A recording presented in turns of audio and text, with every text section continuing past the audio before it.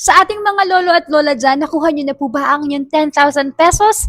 Yes, dahil base sa Batas Republic Act 11982 o ang Amended Centenarians Act, lahat ng Pilipino kahit saan man kayo sa mundo kapag umidad na ng 80, 85, 90 at 95 years old, automatic meron kayong 10,000 pesos cash gift mula sa gobyerno. At kapag umabot kayo ng 100 years old, napakaswerte naman dahil meron din kayong 100,000 pesos. Para makapag-apply, ganito ang mga dapat gawin. 4 to 6 months bago ang inyong 80th birthday, pwede na kayong mag-apply.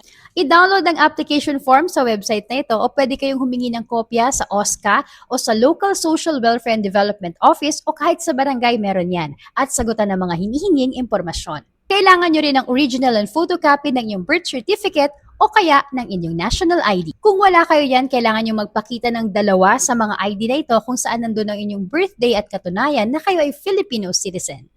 Kailangan nyo rin ng colored full body picture na nakaprint sa A4 size na bond paper o photo paper at 2x2 ID picture. Ipasa ang application form at ang lahat ng requirements sa opisina ng OSCA o sa Local Social Welfare and Development Office sa inyong lugar. Antayin ang resulta kung kailan nyo matatanggap ang inyong 10,000 pesos, ipapakita nyo lang ang inyong OSCA ID o kahit anong valid government ID. Kapag hindi naman kaya pumunta ng ating mga lolo at lola, may sakit o kaya ay bedridden, pwede niyang asikasuhin ng kanyang authorized representative. Sana nakatulong sa inyo ang video na ito at ishare nyo rin sa iba para matulungan natin sila.